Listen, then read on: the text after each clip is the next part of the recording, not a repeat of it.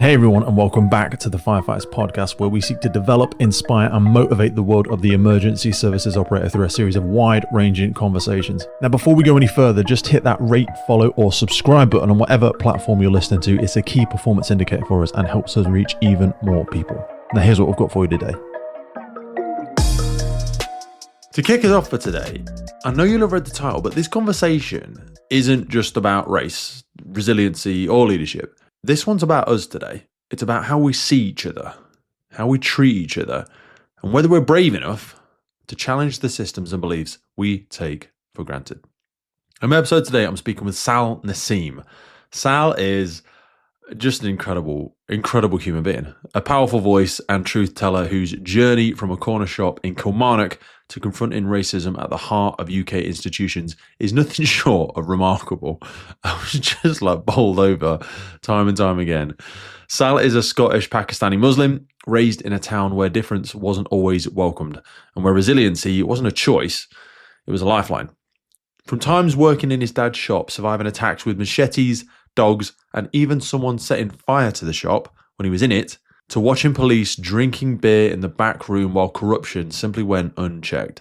Sal's early life really carved out a deep understanding of injustice, empathy, and what it takes to keep going when the world keeps telling you not to. He's also an author of a bold and necessary book, True North, a story of racism, resilience, and resisting systems of denial. And in this episode, we do not hold back on some of these topics. We're going to talk about why he left a senior public role out of exhaustion and principle, what real moral courage looks like, how racism, leadership, and power intersect behind closed doors, and why imposter syndrome might just be total bollocks. Sal challenges to look at curriculum bias, systematic inequality, and leadership cultures that reward titles over truth. We get into what it really means to build an inclusive culture, what's behind the resurgence of racism and anti-Muslim rhetoric online, and how the Overton Window, that idea of what's acceptable in society, has really shifted and continues to shift. Sal's story is filled with pain, yes, but also a lot of power and agency and self-belief and grit. It's about turning suffering into that agency and anger into change. It's a story that reminds us most people are good, but the systems we live in don't always reflect that. So whether you're in leadership, education, public service, or just trying to be a better human, this episode is an invitation, a challenge, a reflection. I took so much from this episode. I really loved it. Sal he's so articulate. He is so insightful. We just flipped and turned and spun our way through. Just a pleasure. If I had to give an instructional class on how to be a fantastic podcast guest, Sal would be my speaker. He's just a fantastic communicator against all the odds and against all the challenges that he's faced. He has such empathy for the world, but he has teeth as well. And he's a formidable force. He is a force of nature. So take a moment, take a breath, and ask yourself, what do I believe? Where did that belief come from? And how do I treat the people who aren't like me? This one hit really deep for me, and I think it will for you too. So without further delay, please welcome my good friend, Sal Naseem. I'll see you on the other side. So first and foremost, I wanted to acknowledge Jan Morris. So Jan Morris, good friend of mine, we had her on the podcast, an incredible woman. Unfortunately, went through some really, really difficult challenges in her own organisation. She put me in contact with yourself. I want to listen to your conversations with Mira. So if anybody's not familiar, we'll drop some of Mira's stuff underneath here, class of their own podcast. Fantastic, insightful conversations. But I wanted to take us on a random left turn to start us off, what will sound like as a introduction to a really horrific joke. Scottish family, Pakistani Muslim, walks into the bar. Do you know what I mean? That is such an incredible hybrid sort of experience of an upbringing to have created someone. You're one of my favorite follows on LinkedIn. Your ability as a communicator to articulate yourself is probably one of your strongest skill sets, in my personal opinion, of knowing only certain elements about you. Help me connect the dots between that, because starting with an origin like that, because your dad came over in 69, right? Yeah, came over in 69. It's a familiar tale. Pound in his pocket. We literally had a pound in his pocket. It wasn't just a metaphor. Pound went further back in 1969. Of course. Came settled in Yorkshire to begin with. Came from poverty, Pete. So he came from a really poor background. Came with nothing but aspirations for his future family, and he built himself up from nothing. So, but he came over, Mum came over, but it was just my parents. We didn't have any extended family. We had nobody else. So my experience growing up of family was Mum and Dad and my siblings, and that was it. And you mentioned Scotland. So the accent's still hanging on there, even though I live in England now. It is a strong accent to try and shake. Can you wrap your head around? For me, it always makes me feel like a real coward when I think about the sheer sense of drive, audacity, self-belief that it must have taken for individuals such as your dad and many others. We talk about the Windrush. I was actually having a really interesting conversation with someone on the podcast very recently. Do you know the background of the Windrush? I'm sure you probably do. Yeah, I do. It was actually a ship, wasn't it? I didn't know that. Yeah. I know, because people talk about the Windrush age and the Windrush movement.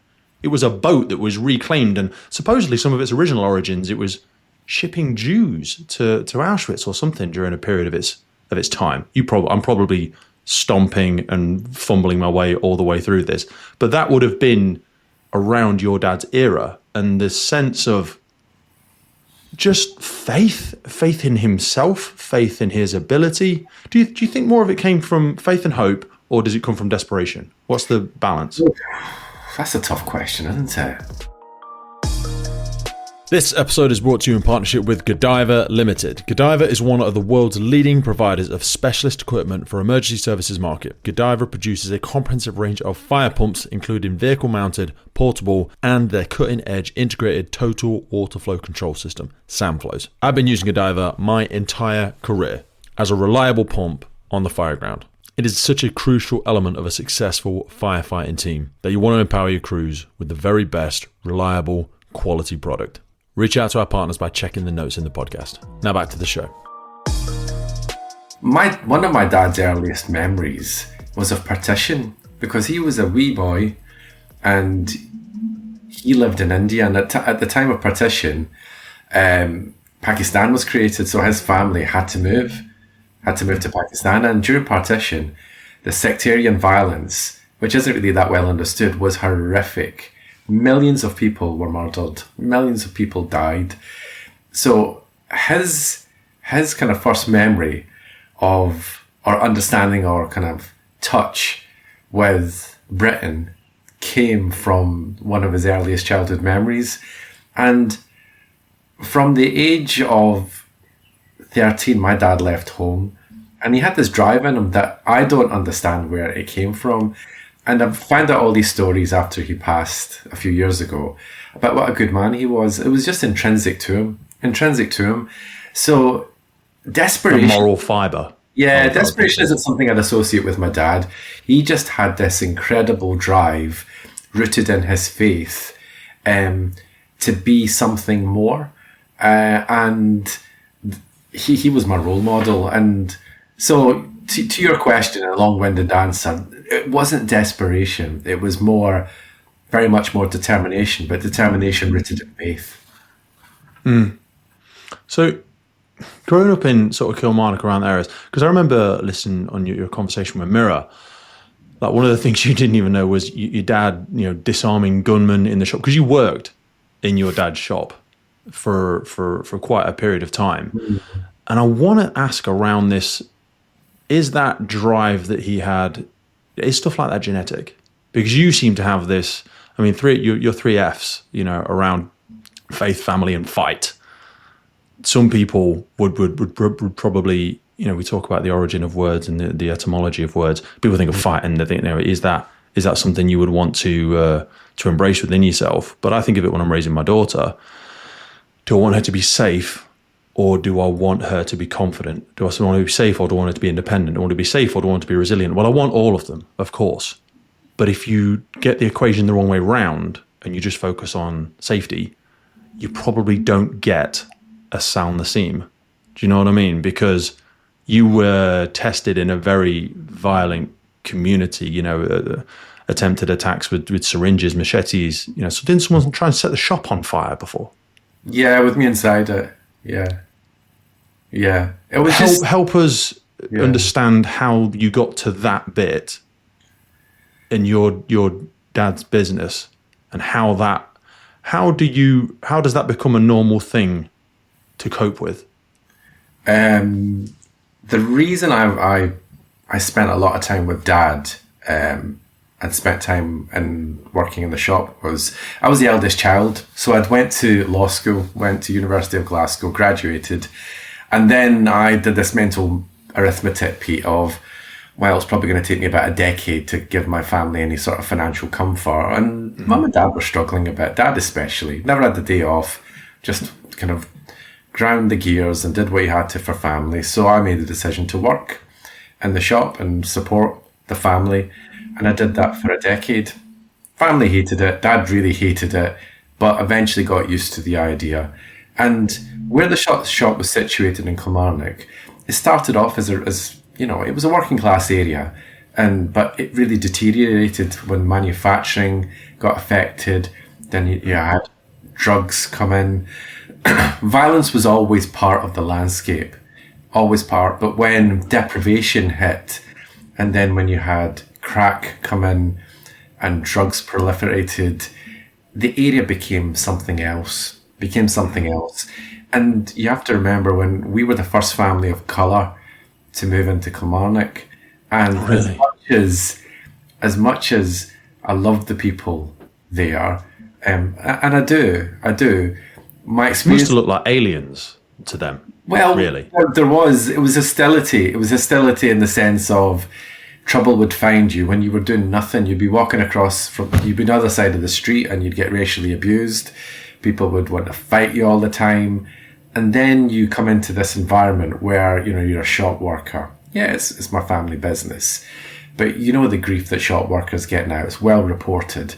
But in a deprived working class Scottish town, and in an environment where there's an acceptance that you can almost abuse shop workers, it just got amplified. So my daily experience there was something which I just got used to. So somebody trying to set fire to the shop with me inside it, it doesn't even register as a traumatic experience. It was just a experience, one of many. The retort would have been, for a normal,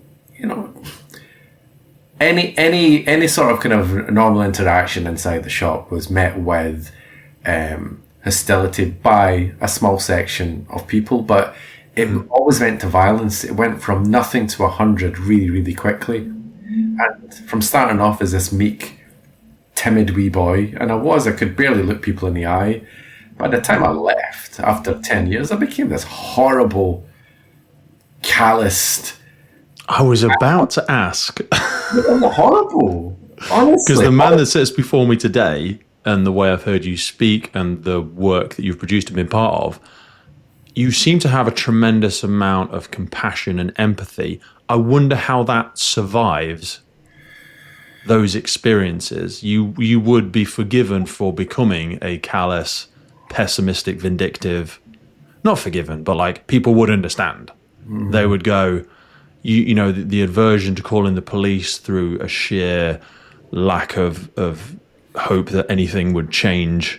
The world is against me. We are different. How does the seed of empathy and any compassion survive a childhood like that? I think my parents' example, but particularly my dad, because I worked with him so much, and how he retained his dignity and his character. He was loved by the community, Pete, and he faced all sorts of hardships that I never faced. Throughout it all, he just always showed me character. Character is what you do when no one is looking. you know, and that quality and that compassion that he embodied all the time won people over. And it was something I was cognizant of at the time, but didn't really embody, because I was very much, a young man, and got into the gym when I was younger, stood my ground, did what you had to do, protected the family. But life is a way of humbling you.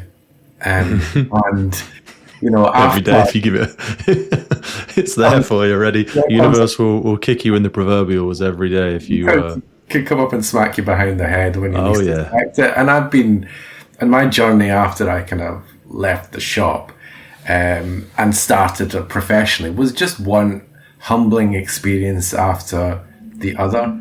And I had my dad's qualities to fall back on, but also faith. And I think it was after I left, and through experiencing all those difficulties, and how do you continue to rise? You can't win every fight in a traditional way. Sometimes you have to win people over by fighting with the quality of your character, or the quality of your work, or the quality of your thinking. You have to demonstrate fight as a quality, but in different facets and different ways.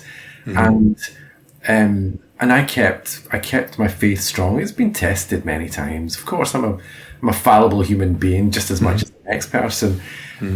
But the ability to keep rising despite all the crap, all the setbacks, all the bullying, all the harassment, was testament that there is a way that you can keep doing things, but without compromising who you are or the quality of your character or your moral center. And I stumbled onto this way which seemed to work for me, and that's probably shaped me to be the person that I am today. But about 20 years ago it was very different. I think of hope or faith or moral fiber as that sort of horizon or true north, true north as it relates to your book, but that horizon that you'll never get there. But it's a daily aspiration, isn't it? Because there is constant opportunities to see. They say, "Seek and you shall find." There's constant ways to see elements of evil in the world every day if you're looking for it. But there's also incredible levels of compassion and empathy and sincerity and hope and faith. Well, I think we live on faith, really. I think because there is no certainty. Certainty is a luxury of hindsight, isn't it? Everything really that we base our day-to-day life on has a tremendous element of faith to it. There's also this thing about, it's easy to just get hung up about all the negative experiences that we have. It's lazy thinking, I think. Yeah, but there's this bit, okay, it might sound like cliche, but it's not meant to be cliche. Most people are good. People forget that most people are good. If we just believed all the kind of nonsense in the right-wing media and all the stuff we get spewed on social media, you wouldn't leave it. You wouldn't leave the house. As a Pakistani Muslim man, I think I'm bottom of the hierarchy at the minute. in every which way, I wouldn't leave the house, crushed by the expectant racism and Islamophobia and whatever else. And yet the bottom line is, if you evaluate your life's experiences and see, the touch and impact people had, you come to the inevitable conclusion that actually, look, there's a toxic minority there, and they can be harmful, but most people are good. And if you hang on to that, I think it orients you in a different way. To that I share that same horizon. It's a place we always aspire to get to. But I think understanding what your true north is, so you can face in the right direction, is part of the challenge. Too many people don't face the right direction.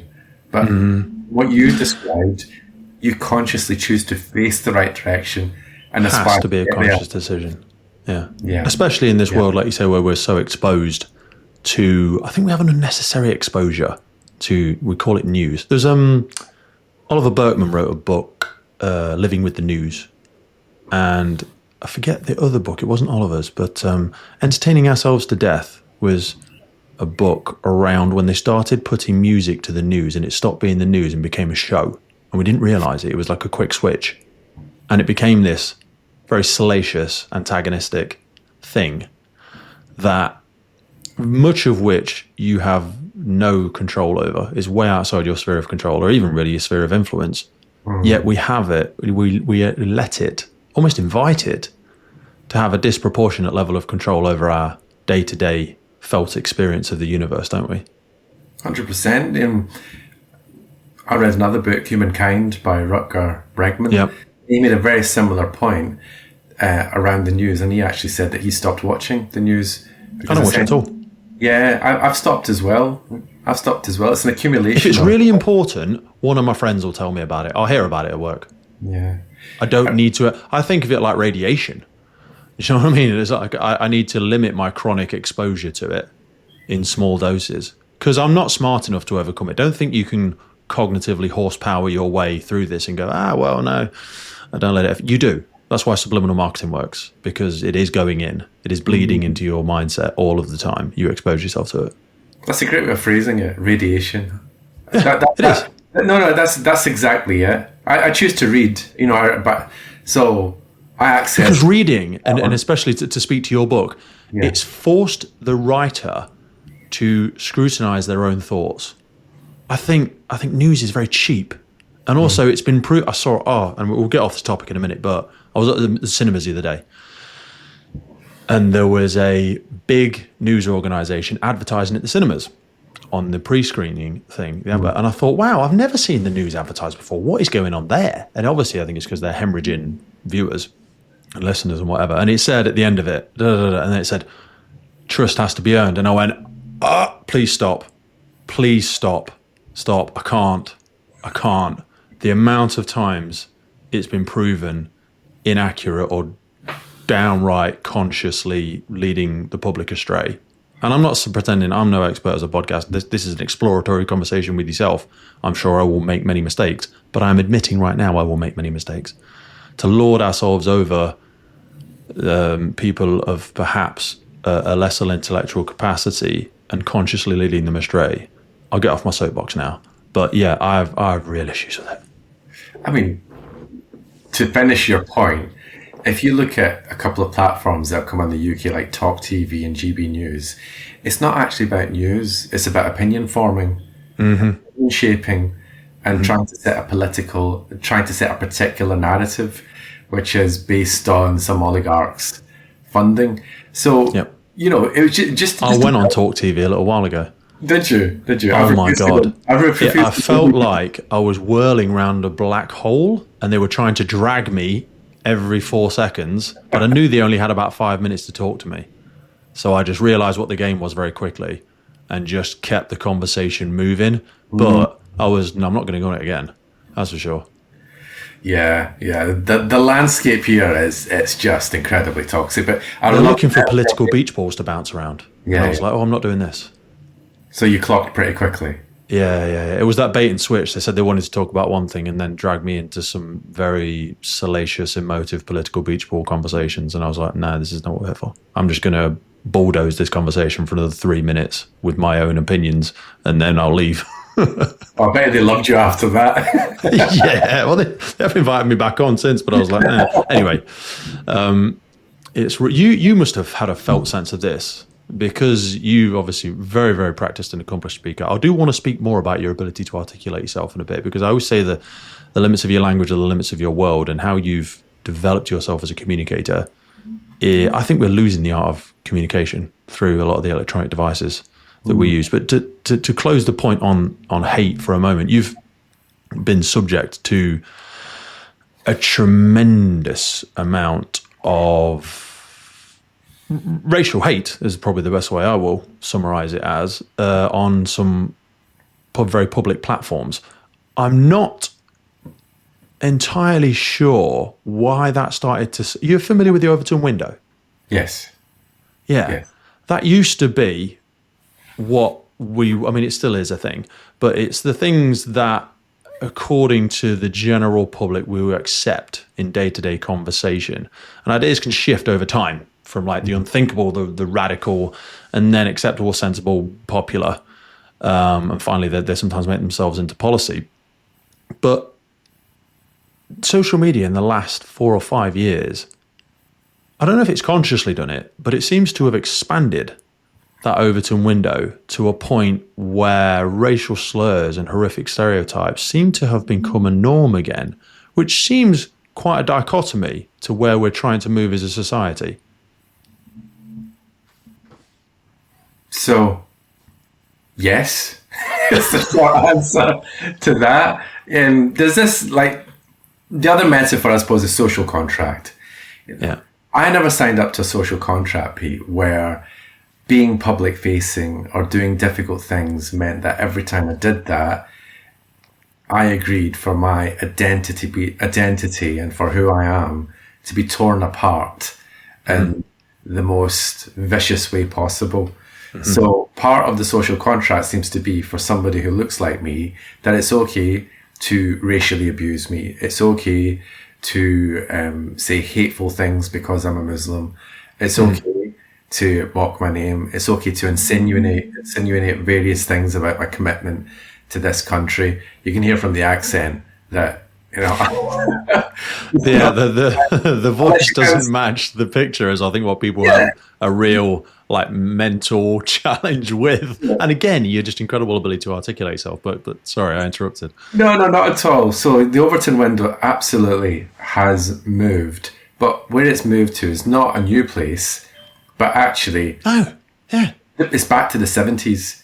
You know, racism and particular forms of hatred have just become pasteurized. Yeah. In certain places of society, it's like the bottom has fallen out of progress and we have just hemorrhaged back. Yeah. So social media puts this hatred through, and I say pasteurized because it comes out in a particularly palatable way. So you've got the overt racism on social media, but then you've also got the other sort of racism which you see play out in public life. You know, far-right narratives, fascist narratives like the Great White Replacement Theory have become embodied in mainstream political thinking now. So you've got the extreme end where people will be calling me the P word, sending me death threats, to the socialization of this idea of racism in public life to, well, if your experience is not as a person of colour, you'll get used to it. You'll get desensitized to it. It will just become a thing. And yet for us, we're watching these walls crumble down around us. And you only have to wind back almost a year ago to see the consequences of that when we had fascists rioting across the country. And many people like me were worried for the safety of our families, never mind ourselves. So we're living in a really, really difficult time. You know, back to the 70s and narratives probably feels more like the 1930s in terms of inequality, scapegoating, the need to find a societal doormat for the problems that billionaires are causing.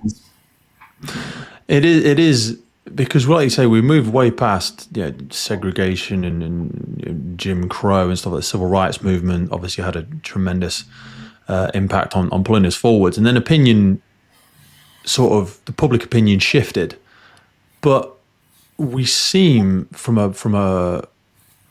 even from an educational perspective, like a lot of education seems to focus predominantly. Is it kind of like when you think about the Johari window thing? Is it the unknown unknowns, where like many of our curriculum prioritize Eurocentric history and literature and sort of marginalize the contributions and experience of non-white cultures, which can affect students' probably sense of belonging and self-worth, and then that grows into the organizations that they then begin to work in as well, which again, that might be a nice segue into some of your experiences. I think because you have young children in school now. Yeah, I've got one of my children's left in school, and the others are a bit older. So, but in terms of education, I think it's changing from when I was younger. I think it's getting better, but there's a big move now to look at the curriculum again. When I think I read a stat, about 30% of the children in our schools in this country come from an ethnically diverse background. Now, that's a massive change and a massive shift that's happening. And I think that's part of what's leading to some of this challenge around racism coming back in. But if you look at how racism comes in, it's fermented. Populists take advantage of legitimate pain and grievance in times of deep inequality, but they misdirect the diagnosis and the cause of that.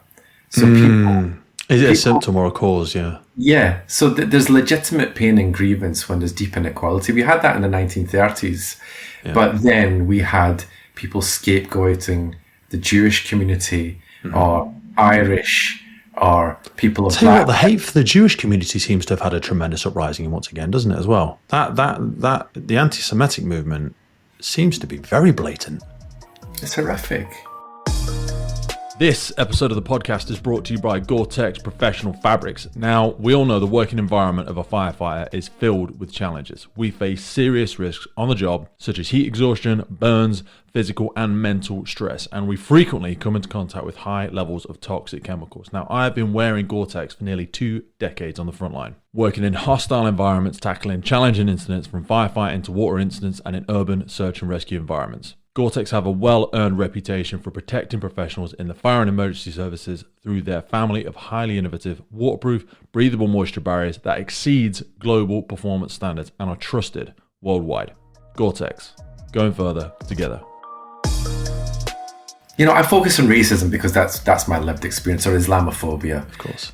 You know, and some of the work that I do, it's about discrimination. It's about selective discrimination and how there's hierarchies of oppression. I don't want to go into too many technical buzzwords because it switches people off. But the main point here is people have legitimate pain and grievance around the poverty that they experience, the inequality, the gap that exists. We have more food banks in this country than we do have McDonald's. When did that become a normal thing? When did it become a normal? When I was growing up, you obviously had poverty, but you didn't have food banks. Food banks have become institutionalized in the fabric of this country, and it should be it should be a shameful inward reflection of us as a society that we need this. Remarkable people, remarkable organizations do this work, and yet it's just become an accepted thing. That's just one small pixel in this big picture of inequality that we have.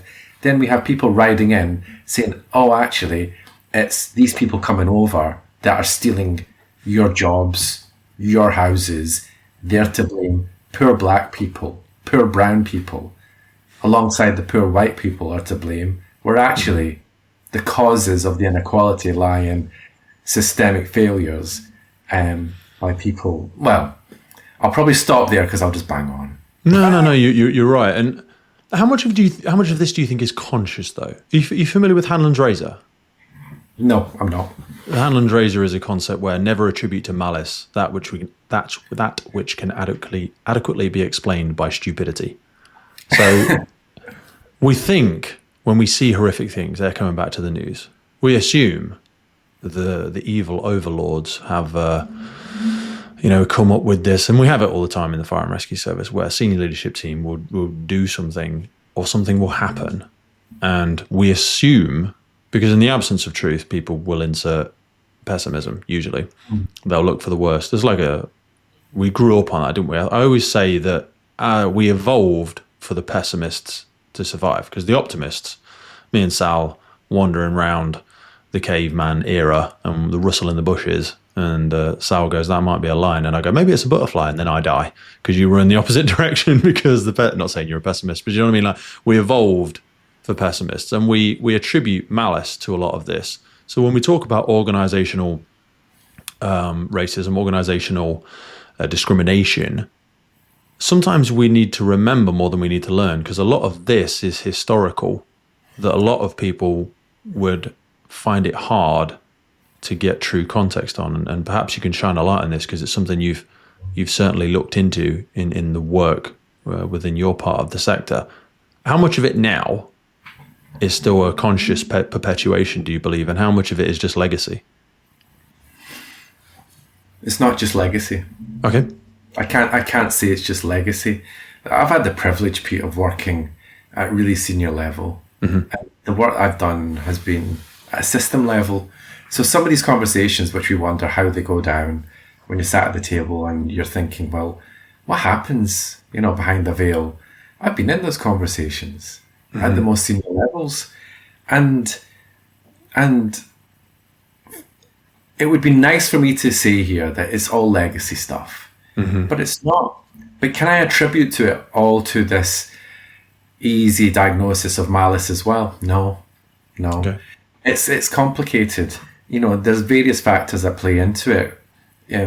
There's a big issue here. For instance, if you're looking at institutional issues like racism, misogyny, homophobia, you're looking at these sorts of issues. There's a number of issues at play. For instance, denial. There's a real denial by some senior leaders to diagnose the issue and address the elephants in the room. That comes with consequence. It's easy to point fingers. It's hard to point thumbs, isn't it? It's a very uncomfortable look in the mirror, that is. It is.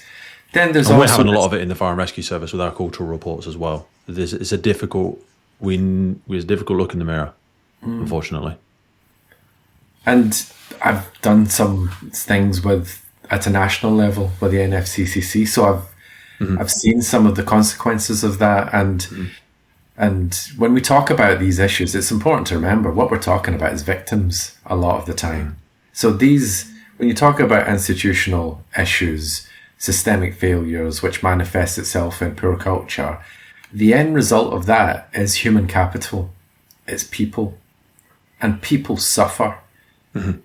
And in my past few years, I can't tell you the amount of victims I've met. They wouldn't describe themselves as victims. They wouldn't use that language. I don't use that language for myself. People who have suffered. And I have met hundreds and hundreds of people who have suffered as a consequence of this, what can seem like an abstract idea, just this label to beat institutions with. It's not. It's not to beat institutions with. But the reason why it's not a legacy issue is, okay, one of the issues is denial, but there's also this real lack of moral courage I see at a senior level, time and time again. The senior leaders that have the bravery to tackle these issues in the way that it needs to be tackled are few and far between. They are there. I'm not saying they're not there, because that's just stupid reductive. No. Yeah. But they are there. They are rare. Definitely rare. The commonality is, the desire for self-preservation, the desire to make sure that you get through to your pension without any tarnish, without any blemish. And in order And it's exhausting. Yeah, of course it's hard. But in order to do the things that you need to do means taking hard decisions, hard calls, which requires in that thing that we were talking about before, identifying that right horizon to travel to, but embodying that moral courage in your day-to-day being. Seniority comes with responsibility. It's not just a title, is it? With seniority, you're supposed to do something with the seat at the table. And I have to say, I've seen too many people just occupying those seats. Yeah. Performing what they needed to do in a very superficial manner. And in some of those conversations that I had one-to-one, it came right out. It was very, very evident. And sometimes in very heated moments, it was laid bare. Yes. Yeah. It would, all of the layers of the onion would be exposed, and you look right beneath it.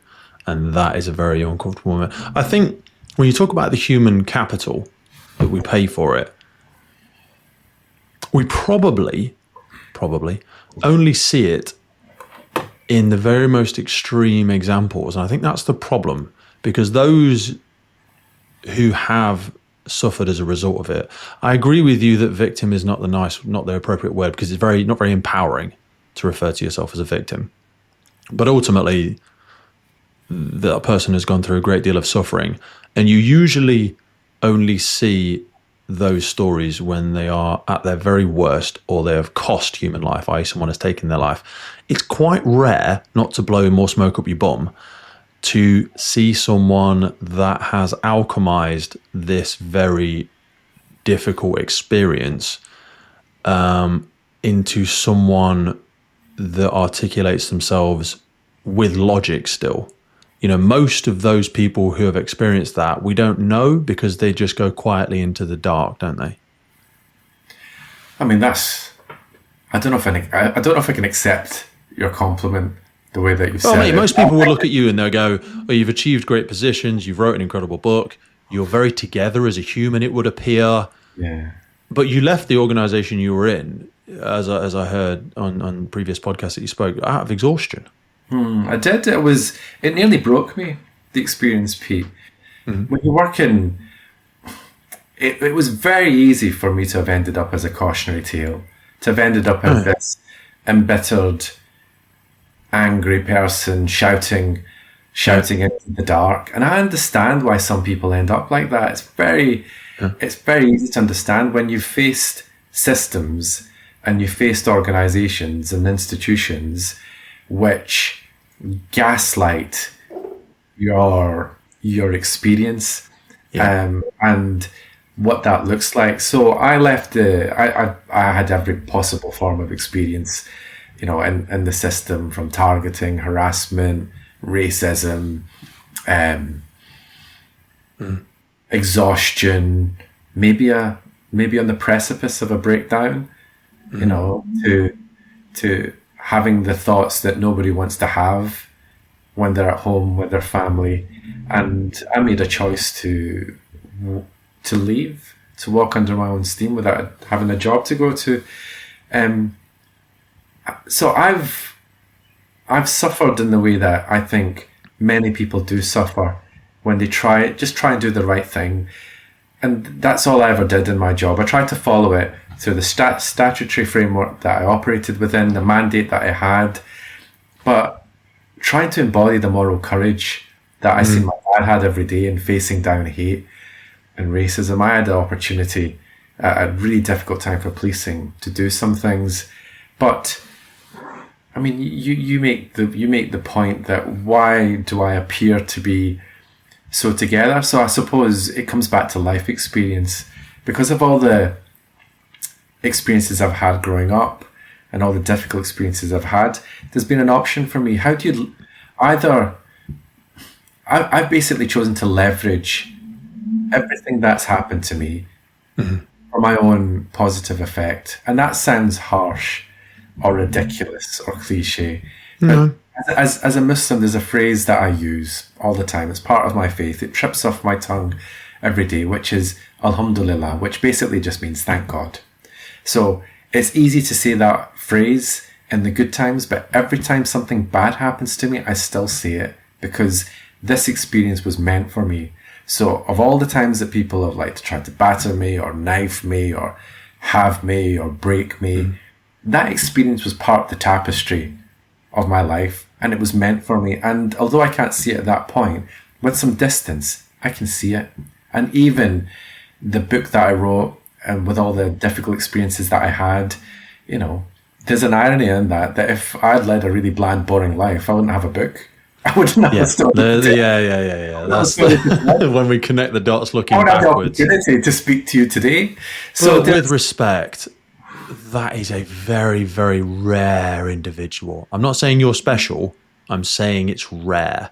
And what we never see, and you will have spoken to many of these individuals, but what never make it into the public sphere, which then influences people's understanding of the suffering that's being experienced, is the graveyard of careers and the graveyard, perhaps literal graveyard as well, of people that have made a fatal decision. If you'd have taken your life a few years ago, it probably wouldn't have been very difficult for people to connect the dots and it have become a cautionary tale. And I don't say that lightly. And there will have been many people, not to go to that extreme, hopefully, obviously will be tremendously less that have taken that fatal decision, but people that have simply given up on a career, something that they entered into with passion and purpose, with the desire to make a change, and just when the juice isn't worth the squeeze, and off they went. I suppose that comes back to this thing about fight, Pete. I've been fighting my whole life. I've always been the outsider. I've never known what it's like to fit in. Even like speaking to you on this podcast, like it's difficult for people to put this brown face and Scottish accent together. This is constant mental jujitsu as they try and understand you. I love meeting new people sometimes, and it takes them a while to figure out, am I subtitled or not? How does that work? So being the outsider and experiencing what I did, like hate, violence, growing up,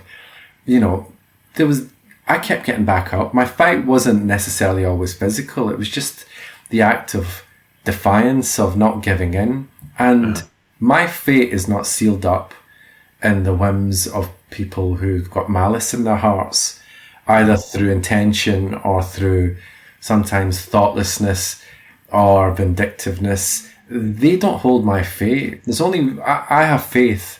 I have faith in God.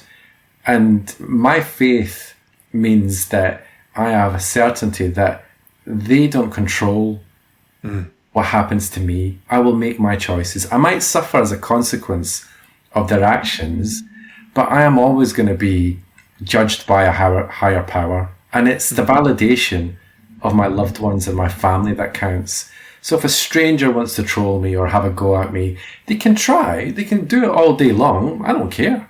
And I don't say this as somebody that is ignorant to all the racial slurs or whatever might happen. It's just they will not control what I do next or how I conduct myself or how I choose to respond. So if you want to attack me, you can. Maybe I'll acknowledge it. Maybe I'll respond. Maybe I won't. Maybe I'll just say, fine, you can say what you want. The power we have is how we choose to respond. How do we want to acknowledge? How do we want to deal with these things? And, with that choice sometimes comes, it's certainly empowerment comes. Also, as a consequence of that, we can embody dignity of ourselves. Dignity is becoming quite a rare thing. I also say as well, people only punch up. Do you know what I mean? Truly successful individuals or people with good moral fibre and a strong moral compass. Michael Jordan is not leaving hateful comments on YouTube. You know what I mean? Naseem is not spending his private time in the evening writing a vindictive message on LinkedIn comments. Do you know what I mean? Very few people who have a strong purpose and a good heart are getting up in the morning to play one-to-one defense on your own personal beliefs or ambitions. It is really a very small proportion of the population. I think it's just that they speak so loudly. Yeah. It's who gets the megaphone, Pete. Yeah. Who you passing the loudspeaker to? We've all worked in organisations where that loud idiot dominates every meeting, dominates the conversation, and there's a structural responsibility and a responsibility on leaders to make sure that megaphone is passed around. Society, we see how that is broken down, but inside organisations, we can change that. We can affect that. For instance, whenever I chair a meeting, I make sure to bring in all the voices. And there'll always be somebody that will dominate a conversation. Fine, but you need to manage that, and you need to make sure that you bring other people in and allow those quieter voices equal space. So just the act of chairing a meeting, it might even be on Teams, it might be in person, you can make sure that megaphone, that loudspeaker is passed around equally. That's a real skill set that I'm not sure we spend enough time developing. I often speak about the uninformed hippo with blinkers on. So the hippo, I always say, is the highest paid person's opinion. And if they have a tremendous amount of unrealized privilege and quite a narrow view of the universe, like you say, that hippo's opinion will just bulldoze and everyone will go, oh, Sal's the CEO. Oh, yes, Sal. Oh, God. Oh, my God. I was just thinking the exact same thing. Do you know what I mean? The highest paid person's opinion can bulldoze an organization, and often does, probably more so. Let's reference this back to our own personal experiences. Fire and rescue service communities are command and control structures. That's what we put them at because we have a big operational context. The world of policing is very similar. There is a tremendous authoritarian position as an officer, as a police officer, as someone as a member of that organization, whether that be operational or backroom administrative. They are command and control structures, aren't they? Yeah. And there's a difficulty in that. I get it, the hierarchy and the rank structure. The rank structure. How do you put up challenge within command and control. Now, when it works and you have the right sort of qualities of leadership, then obviously it's not an issue. But I've seen in policing, and I've also seen in the fire service, where you have the wrong character in charge in the structure and the culture that permeates as a result. And I don't think anybody's really wrestled properly with how you square that off in a command and control structure. Hierarchy, in traditional corporate structures is one thing, but in a command and control environment like the fire service or the police service, it is incredibly hard. It is incredibly hard to challenge that. Problem is, we promote operational competence and subject matter expertise, yet the metric that we struggle most with in our organizations, the organizations that I work in, is cultural elements, is psychological safety, is belonging. I think there's a tremendous amount, hence my conversation with you, learning from other sectors. Yet when we have non-operational CFOs, CEOs, people have a real issue with it, because what do you know about firefighting, Sal? When have you been on a fire ground? I'm never going to, you moron, with respect, because that's not my job. Do you know what I mean? I had a conversation with a PPE provider the other day when I said, why do we give chief fire officers fire kit? Why do we give them fire kit? You see them on the news sometimes wearing fire kit. They're not allowed to go into a structure fire. They are not competent and qualified to do so. So why are they wearing structural firefighting gear? It doesn't make any sense. But we're very romantic in our sector. It's almost like we want to see it. I hear that.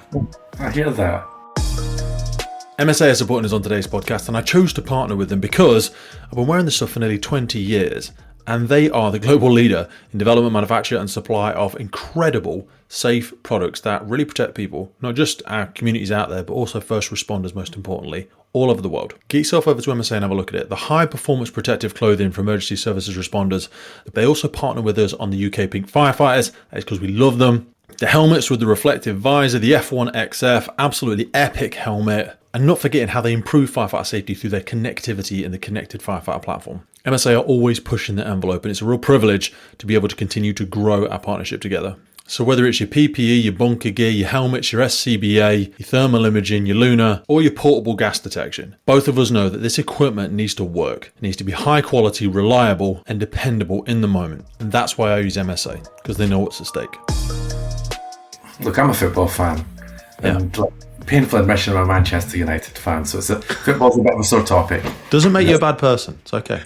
Well, some might disagree. But it's that football analogy, isn't it, with managers who've never really played the game at a senior level.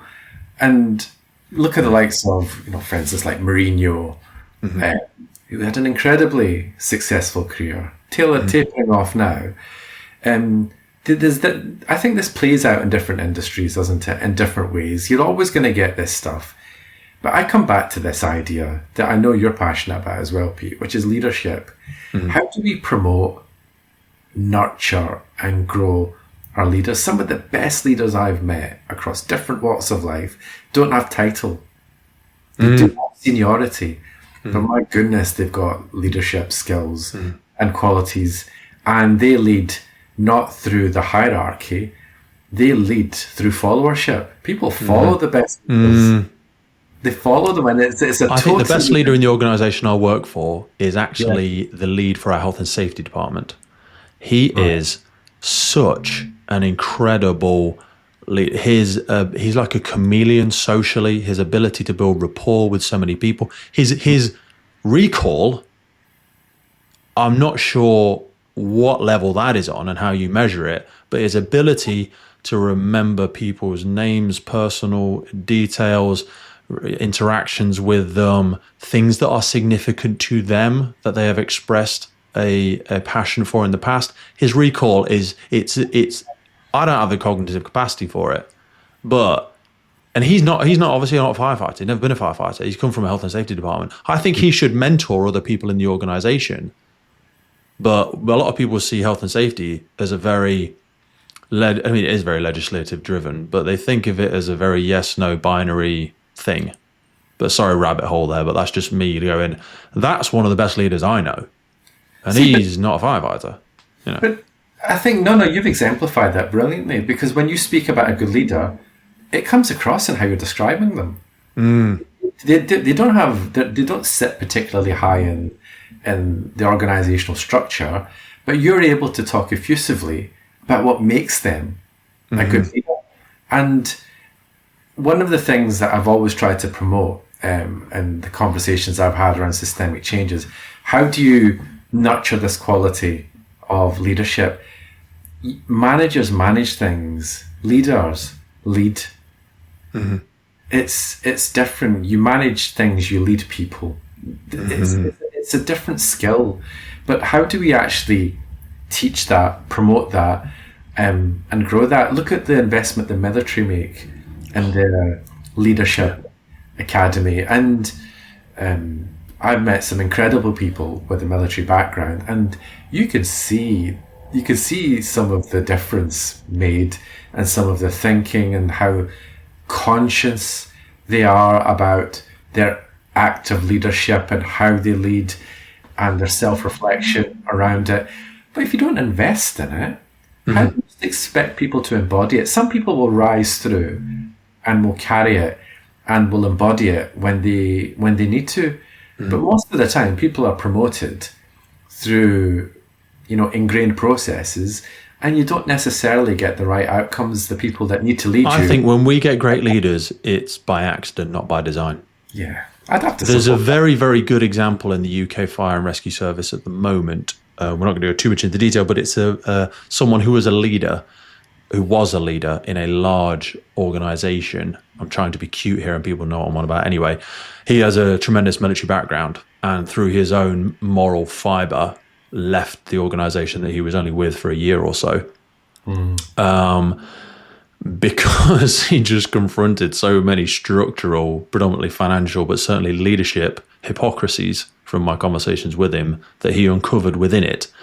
And it's almost like, sometimes you get the leader that you deserve sometimes. And I always say, perhaps it reflects on your situation as well, people don't leave bad organisations, people leave bad leaders. Maybe I had a combination of both. Yeah. Well, but ultimately, the organisation was a manifesto, was an end result of the people that were in it. The badge is just a badge. It doesn't mean anything. I mean, it stands for stuff, but it's just a result of the people that were in it. It's not an actual, it's not got cognitive thought itself, has it? It's the people that have created that environment. I think one of the things that would be transformative, within organisations, maybe even societies, how do you teach moral courage, Pete? We've spoken in different ways around this idea of being values-led. I use the metaphor of true north, how you embody that, how do you live and breathe that personally and professionally. But how do we teach this idea of moral courage, maybe from a young age? How do we think about it? How do we embody it then in our personal lives and our professional lives, so that when we are faced with these situations, and we're faced with different challenges every day in the workplace, different levels of severity, we think about them in a different way. We don't necessarily think about it through an act of self-preservation or risk appetite or dusting off a risk matrix or some asinine thing like that. Yeah. You're actually trying to think about what, within all doing the mental arithmetic of the powers that you've got, where you work, what you're there for, but then what is the right thing to do? Yeah. I know I keep saying this thing just to challenge myself. Am I dipping into Clinton cards type cliches that you find inside these things? But honestly, it's not, because I've experienced moments of this where I just literally thought, well, what is the right thing to do here? Well, is this going to cost me? Probably. But will this matter? Yes. Okay, let's just kind of go into it and do it. But if this moral courage was actually celebrated more by organisations and sought after, maybe as it is in other sectors, I think the difference would be noticed. We don't see it exponential. We don't see it in public life. We just don't see it.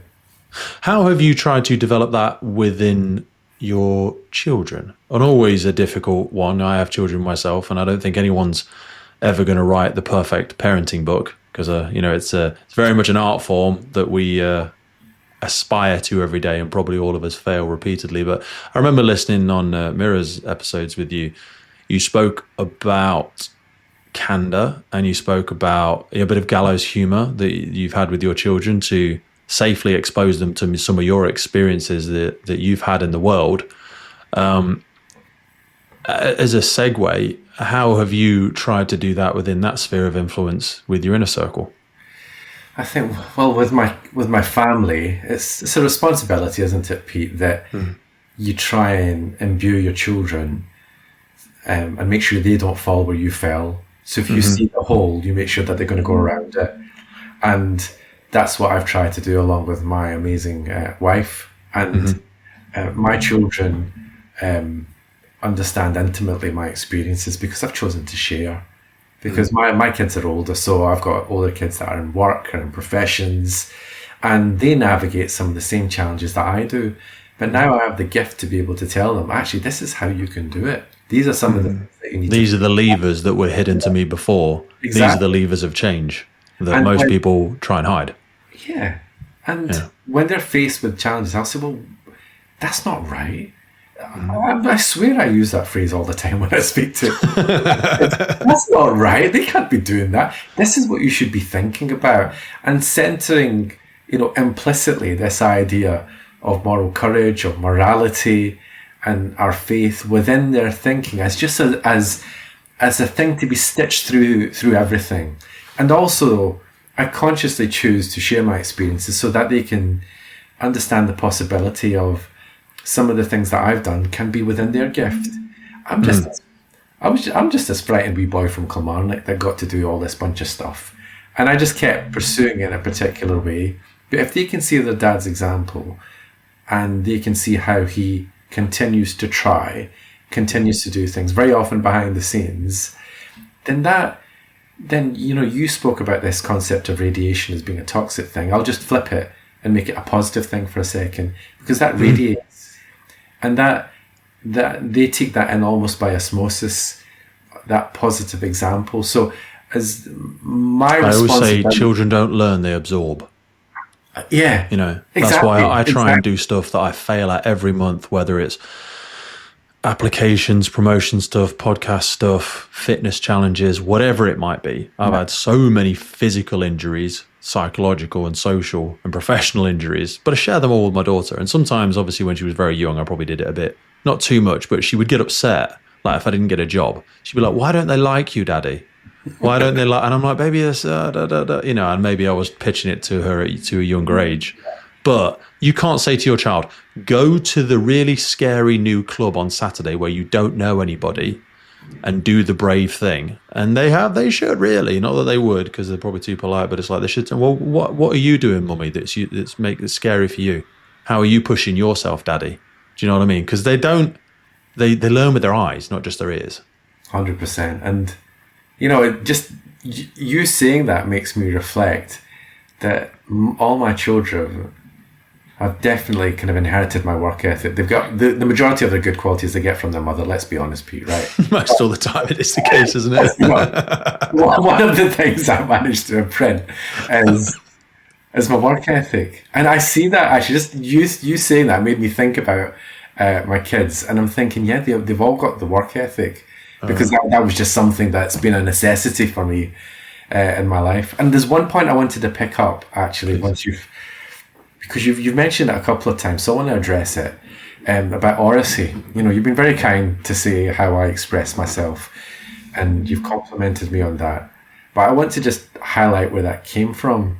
And actually, when I was younger, and I think this was a consequence because of the experiences that I had, I had a terrible stutter. I wasn't able. You did. You had a tick, didn't you, that was raised in school? Yeah, a really bad tick. Which my teacher pointed out to the whole class and made me explain why I had the tick, which is probably not textbook teaching if you think about it now. There you go. Okay. And that followed me through my adult life, and I've always written, so I've always had this kind of creative side, but I couldn't do public speaking. I couldn't do it. It was the most terrifying thing until for my 40th birthday, my wife booked me onto this comedy course. There's no course that'll make you funny, and it didn't make me funny, right? But I really enjoyed it. But the idea at the end of it was you had to do a stand-up gig, and I had to do a stand-up gig in front of 200 people in this theatre. And it was the most terrifying thing I've done. It was my midlife crisis, my equivalent to doing a bungee jump or getting a knee ring or buying a Porsche or something like that. Mine was doing a stand-up gig. So I did it, and I did it the hardest way possible. It was one-liners. It was a 3-minute set. And then the thing happened, which I've actually had nightmares about up until that point, which is I forgot everything. Yep. So I stood there, did a few, and then came to the next bit, and I couldn't remember what my next line was. So there I am looking at this audience, and there is the audience looking at me, and it's just silence. And when you think about the memory, it probably plays out like 5 minutes. It was maybe about an eternity, 20 seconds or something. I gathered myself. I made a joke out of it. I carried on, and honestly, Pete, from that point on, the worst thing that could have happened to me actually happened to me, and I dealt with it and I recovered. And then from that point, I started to dip my toe into this idea of how do I express myself through speaking. And then I got a job in 2019 where you had to be public facing. 2020, lockdown happened. George Floyd was murdered. You had the Black Lives Matter protests, and this conversation on race and policing actually was a really necessary one and a live one, a global one, and a salient one in this country. And I had a job, which this was my bread and butter. So then I had to do my learning in the public glare. Mm-hmm. So anything that you're seeing or any compliment you're kind enough to pay, I've had to do the learning on this in a really concentrated fashion.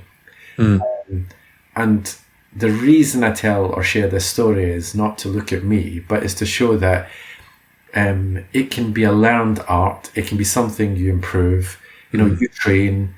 You know, you're into your fitness. For me, this was a muscle that needed to be developed out of necessity, and now I find this amazing opportunity to come onto spaces like your podcast. And just talk about stuff that is important to both of us in a way. Mine was similar. You know, you say about my fitness and stuff like that. One of the best things about the podcast is predominantly, I think it's like 80% of most podcasts are audio. And I realized I wanted to develop myself as a communicator because I hid behind my physical capabilities when I was younger. I was very good at sport and a variety of other things, and I'm still quite good at those. But I realized I had a very immature muscle as a communicator. And as I've said before, my dad is actually very articulate. The limits of your language are the limits of your world. If you only have one way to say it, one way to communicate it, you will be very easily misunderstood because you simply don't have the words. You cannot form and challenge and develop and almost distill, continue to go through that iterative process of your own thoughts and your own opinions and how you communicate them and why they're not landing with the desired audience. You can't understand why someone isn't understanding you or hearing you or seeing you or thinking the way you're thinking. It may largely be. And also public speaking, as you've alluded to, it's the number one global fear. People fear it more than dying. But they do. More than sharks, more than spiders, public speaking. Because we don't want to lose face. We don't want to embarrass ourselves. But when you've done it enough times, like you say, it's like, it looks like an ocean. It's a mile wide, but it's an inch deep. You think you'll drown in it. You won't. You'll be absolutely fine. You're not going to die. I wanted to circle back. You've spoken very passionately and in depth around this element of faith, but we've also spoke a lot around things that I would say require a lot of autonomy, a lot of agency.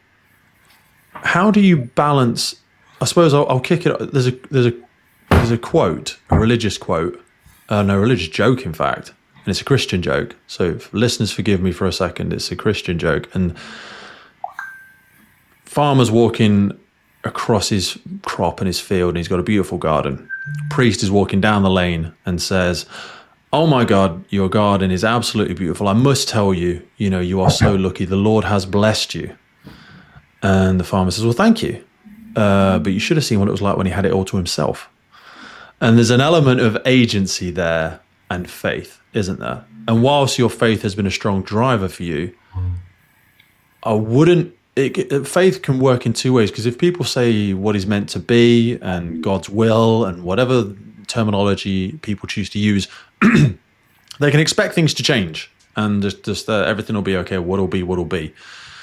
You also have to grip the steering wheel of life yourself. And you have faced many organizational challenges where you've faced barriers, cliffs, ceilings, and made the decision to go, I'm going somewhere else. I'm going to do somewhere else. I'm not tolerating this treatment or these barriers or these things I can't logically understand. How do you balance that in your head? How have you spoken with your children and people you've worked with in organizations around that balance of faith but also agency? Because you do have to, you're the one writing the story of your life at the end of the day. It is beyond a privilege to be able to bring the Firefights podcast to you, and we are so grateful for every single person that supports, listens, shares and follows our journey. But here's the honest truth. It takes a colossal amount of time and work to keep the podcast going. And to help us keep doing it, create more, reach more guests internationally, and make the podcast sustainable, we're asking for you to help. And to do this, we've set up a Patreon page. Now, by joining this, you'll not only support the future of the podcast, but also gain access to exclusive benefits. Now, if you've ever wanted to meet a member of the podcast, buy us a beer, buy us a coffee, and you think anything you've ever listened to on the podcast has been worth £3, that's basically what we're asking you for. By joining our Patreon community, you will get access to every single full episode archive we have ever made. Now, hundreds and hundreds of key documents that we've got in there on fire behavior, firefighter health, cancer risks, incident debriefs, and so much more.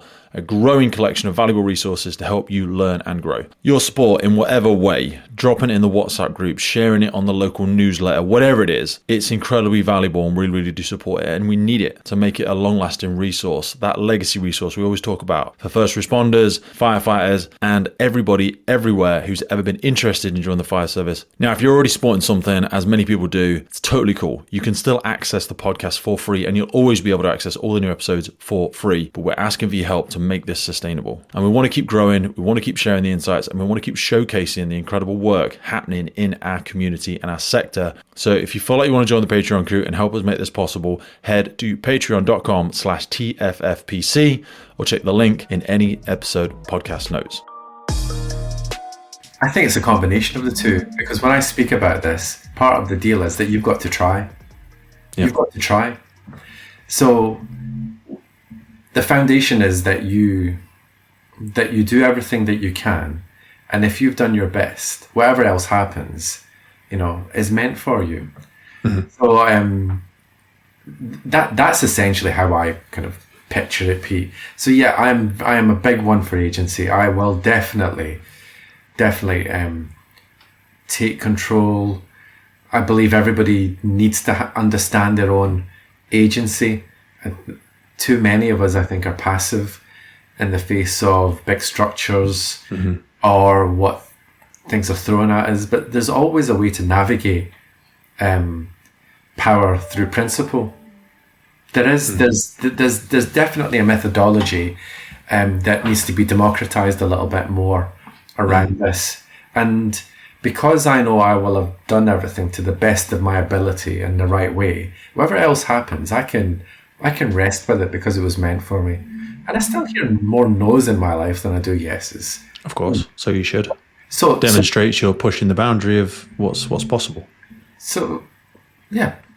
Or they don't like me. But yeah, that as well. But equally, that's you found that social rub, or you found that structural thing that is illogical, and that person is actually acting out of a personal belief structure that's not appropriate.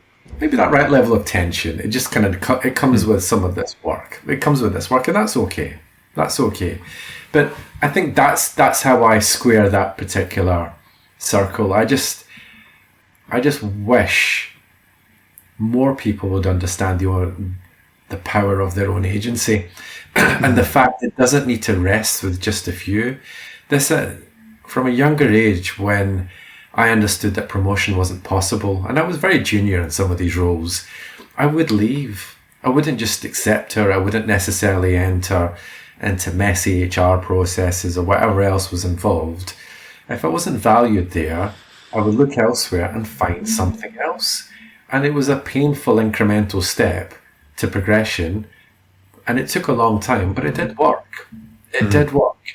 But if I just accepted what was there for me and thought, okay, this is what it is, or I'll just accept these no's, then I wouldn't be speaking to you today.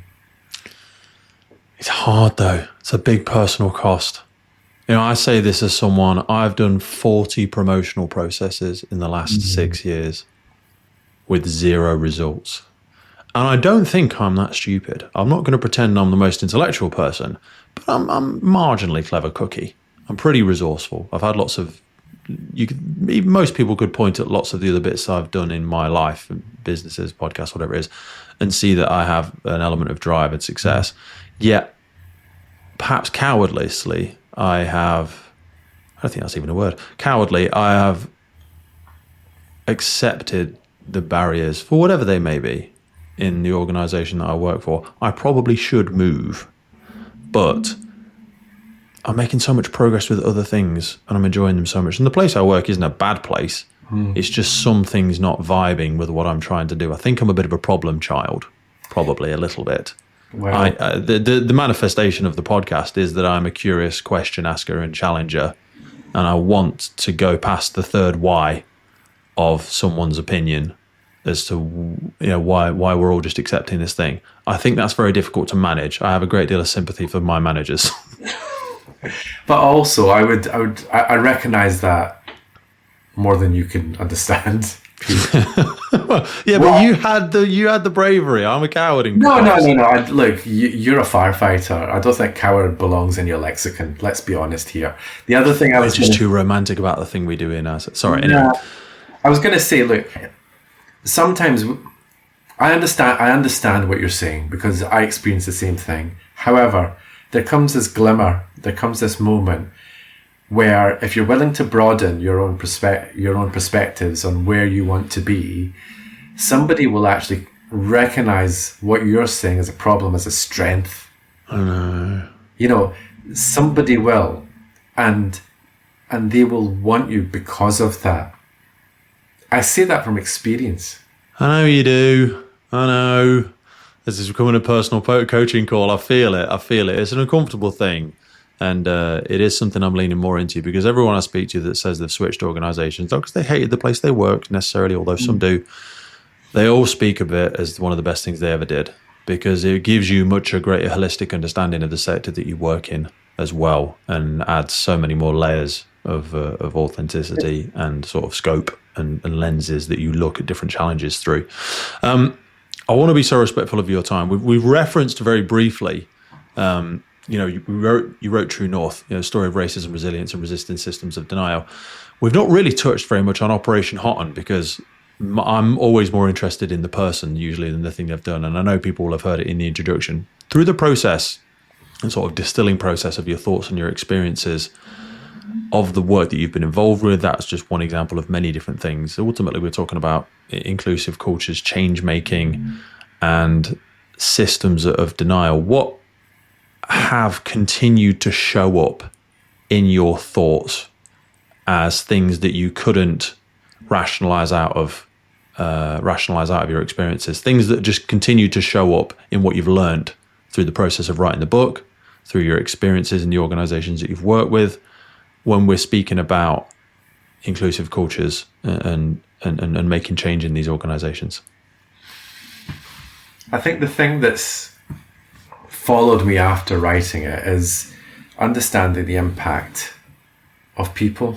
We talk about systems and things, and I always prefer to use a system lens for things. Mm-hmm. But ultimately, systems always root back to decision makers, people that occupy these seats. And it's the quality of leadership that I am really struck by, or actually the lack of it, and our acceptance of really what is quite a turgid quality of leadership, which we just get used to. exceptional leadership, this phrase, is probably more accurate than we think because it is by exception. Yeah. It is by exception. I can tell you 2 people in my whole professional life that I would say they've been good leaders, and they're 2 people that I'm still in touch with.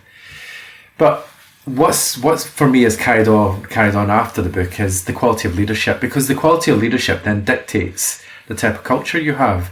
Because culture is often disassociated with leadership, but it's not. Culture is just the manifestation of the types of behaviours that leadership is prepared to tolerate or actually encourages or turns a blind eye to. It's the way things are done around here, isn't it? It ties up to the successful trick that many senior leaders will play is speaking about culture as this disassociated, separate, gaseous entity that sits to the left of them or sits to the right of them, whereas actually there needs to be a direct causal line drawn up between leader and culture. It's the same thing. It's the same thing. A leader is responsible for the curation of the culture in the organisation, and yet you've got a leader at the top, but you're talking about all the leadership within the organisation. The other thing that has really struck a chord is that things can change if it matters to people. Because it is embodied in the decisions they take. And I was never the most senior person in my organisation.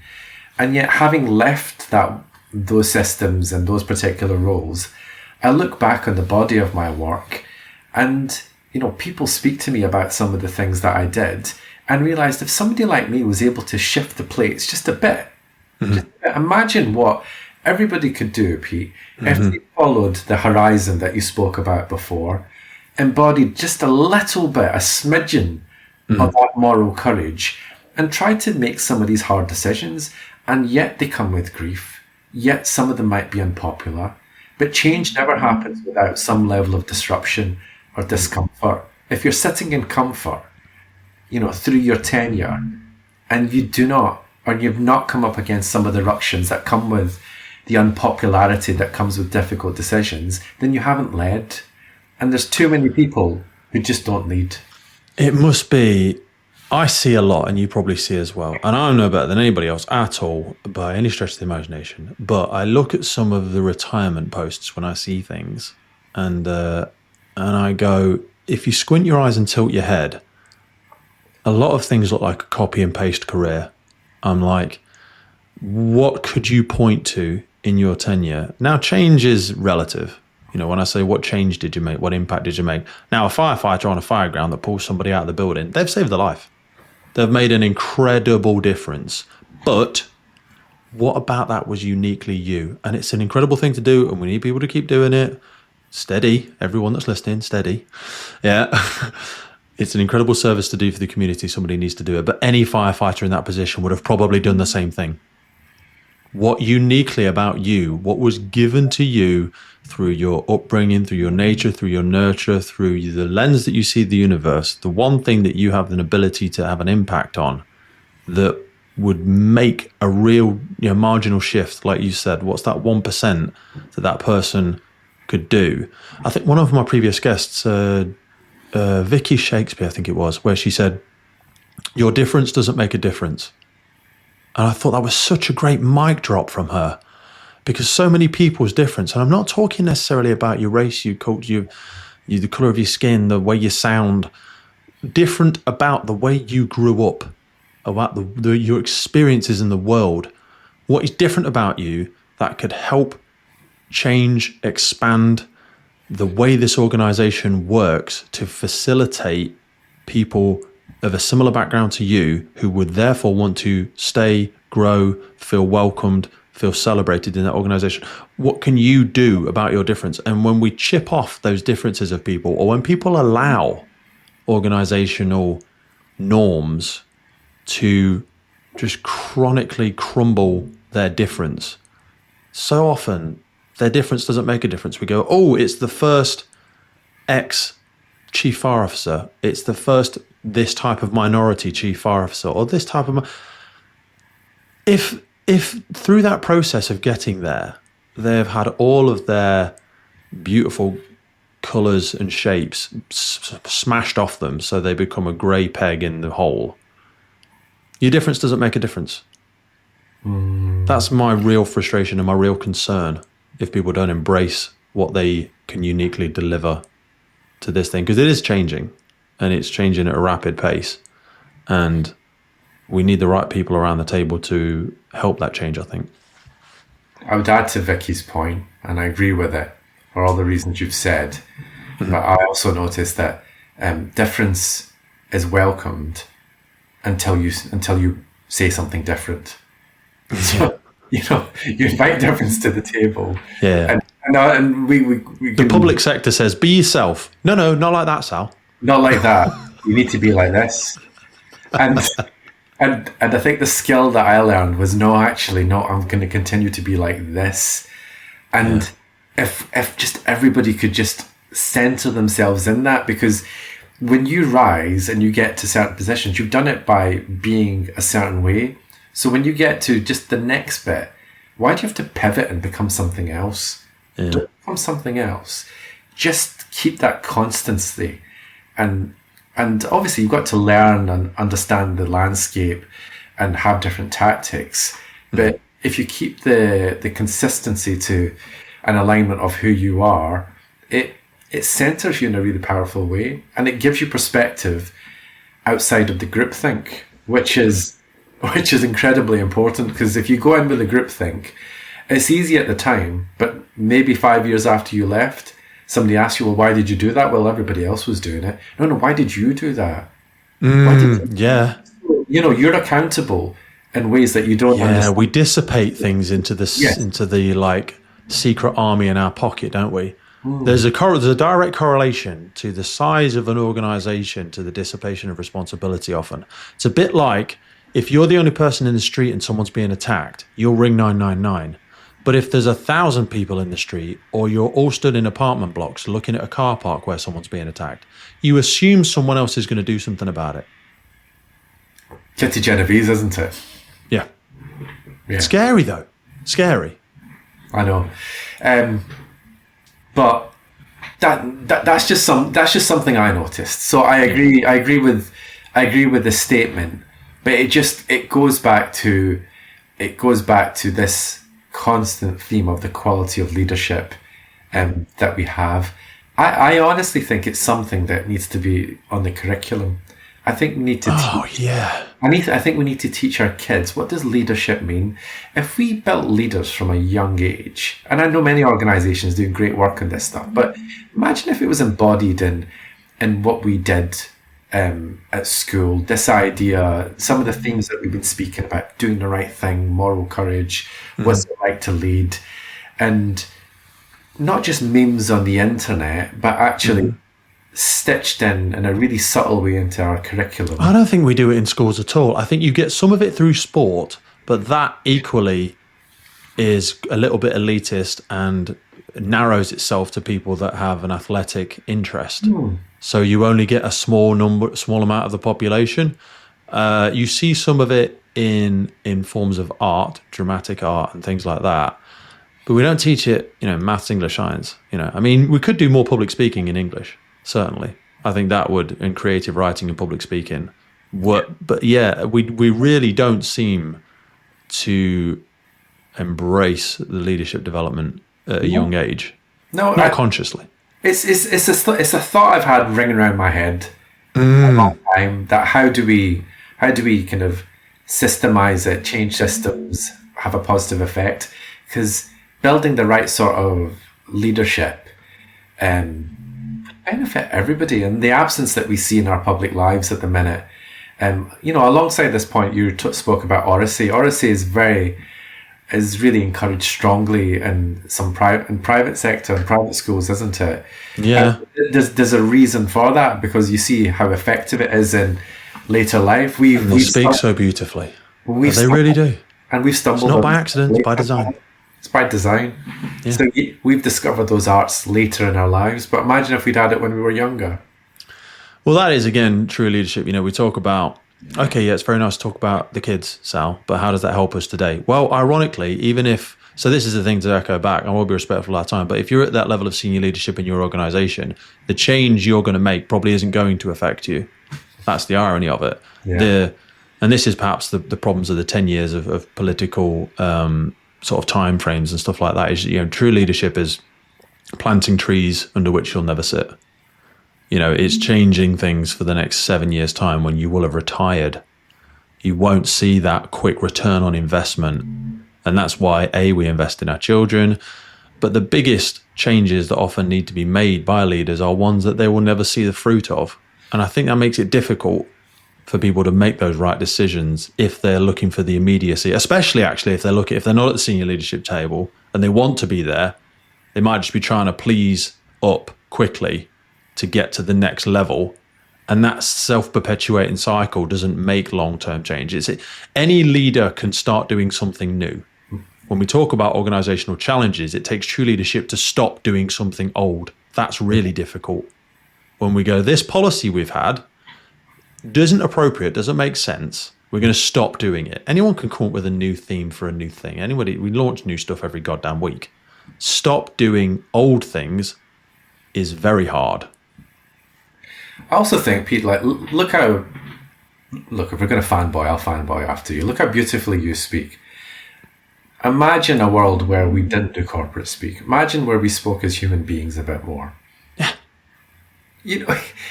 I understand how... That's been the growth of podcasts, because people want authentic conversation. They don't want to hear the corporate BS, shiny, polished, wooden talk. They go, I've met Sal. I know what he's like. He's a right laugh. Do you know what I mean? That's how he talks. And that element there, I need to stop interrupting. But that I'm just high-fiving you verbally. Sorry, carry on. No, it's the same point, isn't it? But imagine if we spoke more as human beings.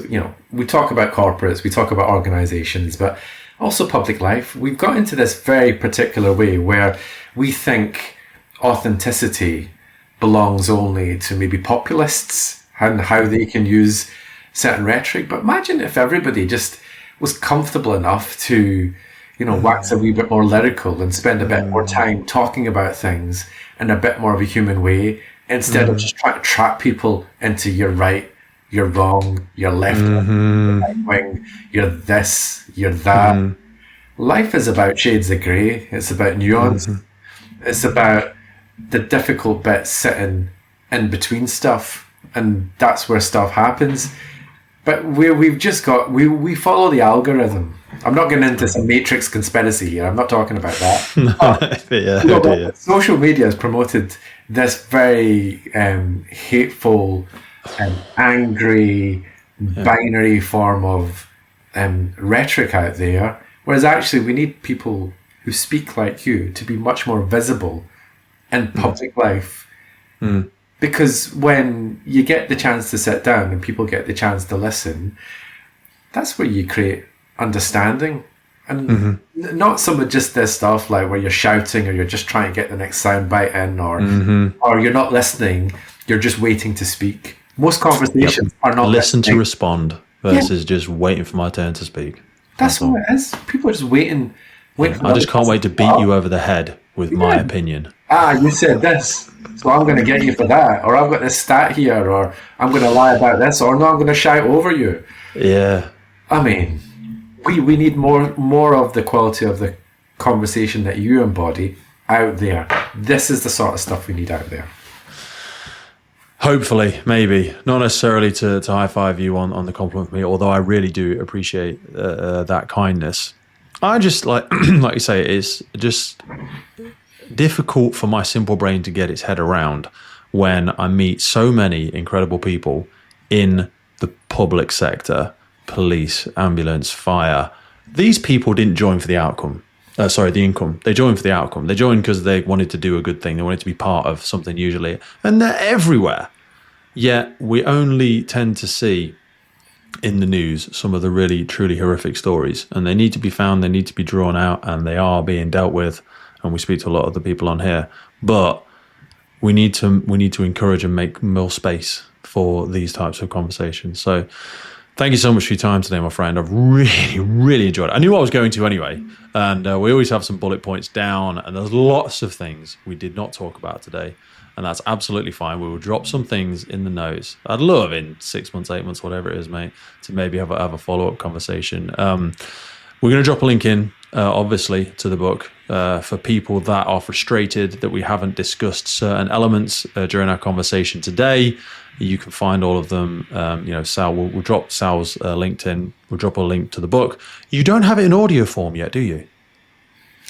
No. People have asked me, but I would love you to do it in audiobook. I don't know. I know it's a task, but people can find it. We'll drop in a link to the Amazon. True North, a story of racism, resilience, and resisting systems of denial. Before we close, is there any lasting thoughts, things we want to circle back to that we stuck a pin in, or a thought that you want to leave in the mind of the listener, Sam?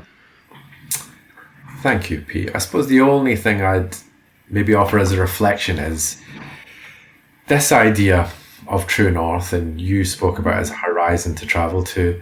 It doesn't just belong with people who've got titles or people who occupy seniority. The difference you make is a gift that we all carry.